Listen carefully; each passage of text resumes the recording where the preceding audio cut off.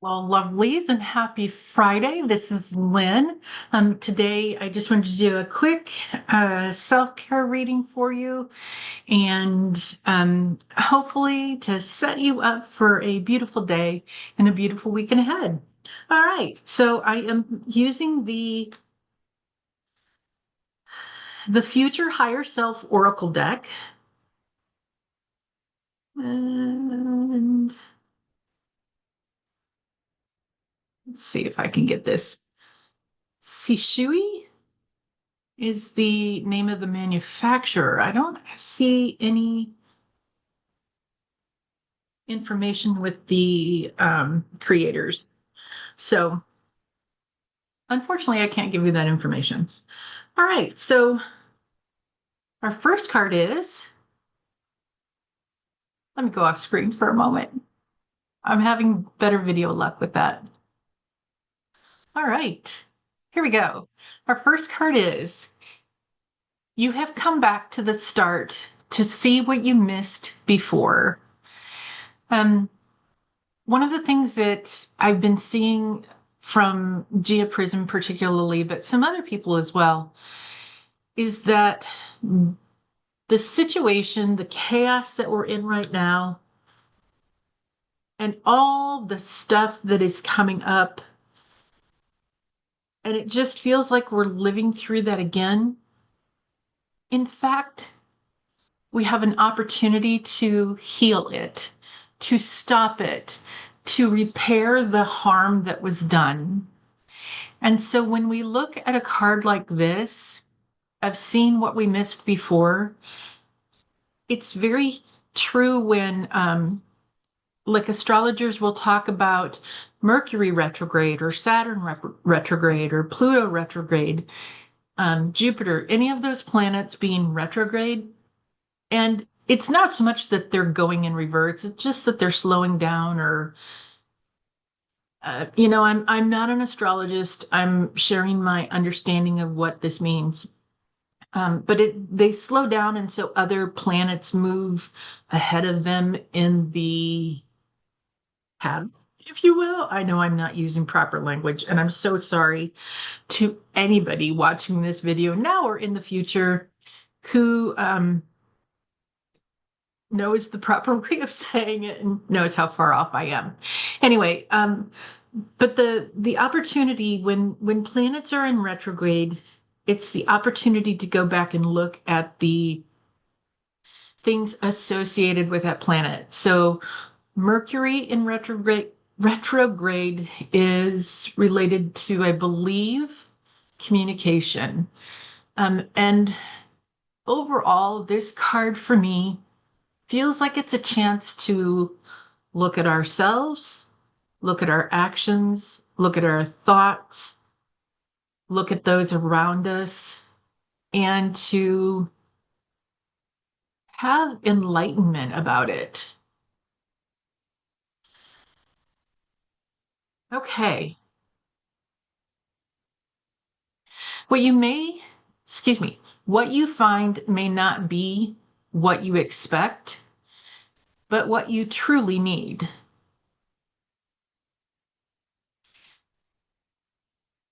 We very often have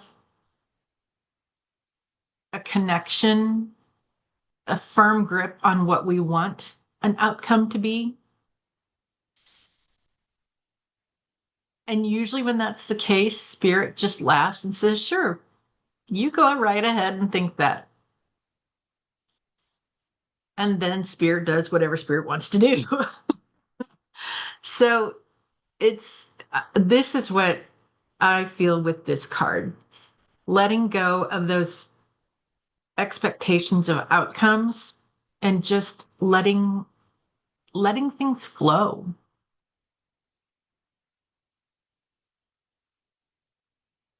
Continue to make the most of every open door. For me, what this card says is, while a door may be open for you and closed later, you can pause by that door and take a peek in and decide whether what's on the other side is really for you. You can pause at that open door and realize that yes, you want to be what's on the other side. No, you don't want to be on the other side, at least not right now. Or no, you don't ever want to be part of what's on the other side. And so making the most of every open door also requires discernment. Is it the best thing for you? And does it truly belong to you? Does it belong to you now? Does it belong to you in the future? Perhaps it never belongs to you. I will say this, if it belongs to you, there's no getting away from that. It will be yours. If it doesn't belong to you and you force it to become yours, it will be taken away from you, usually in a very painful way. That's my experience. I could be wrong. All right. Everyone you meet is another part of you that wants to be loved.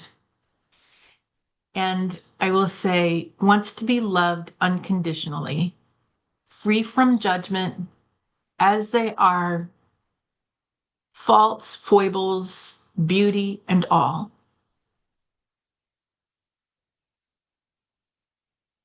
And finally, I moved my phone holder, and so I'm getting a little used to trying to. There we go, a little bit better. You are an original, so let yourself follow your own heart. And back to this, everyone you meet is another part of you that wants to be loved. How much are you loving yourself? How much are you judging yourself? Can you let that judgment go? I've talked about how much we are socialized to have certain beliefs about aspects of ourself. I'm going to come back on screen for just a moment so that I can talk about this. I've talked about the fact that I'm a fat woman. I've always been fat. I was born at 10.5 pounds. I've always been fat. I've always been big. I am very sensitive to the chemicals in our food. My body doesn't process them out. It stores them in the fat cells because they're petroleum-based chemicals, so they stick with me really well. But in our society, being fat is it's the equivalent of being bad. Unfortunately, in the United States, the vast majority of our food has those chemicals in it. And because of that, the vast majority of people in America are fat or sick in a multitude of ways. Because for me, those chemicals are stored as fat, but for somebody else, those chemicals can cause other health problems. So, or make existing health problems worse. So my point for all of this is, as a fat woman, I have lived and heard and experienced and felt all of the negativity around being fat all my life. And a lot of that negativity is internalized. So over the years, and I'm still not there, it's still a work in progress, I catch myself saying negative things about me, about my body, because I'm fat. And that is a love yourself. Are you loving yourself unconditionally?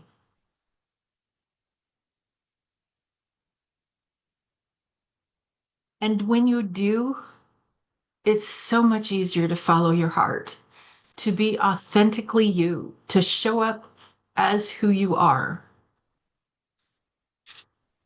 All right. And the final card, I'm going to go back off screen again so you can see this easier. Our final card is an angel card with the number 777. Uh, Inspired action, intuition, inspired action, beauty, art, socializing. Get some fresh air or call some of your pals over. Take a look around you. There is so much natural beauty waiting to be discovered.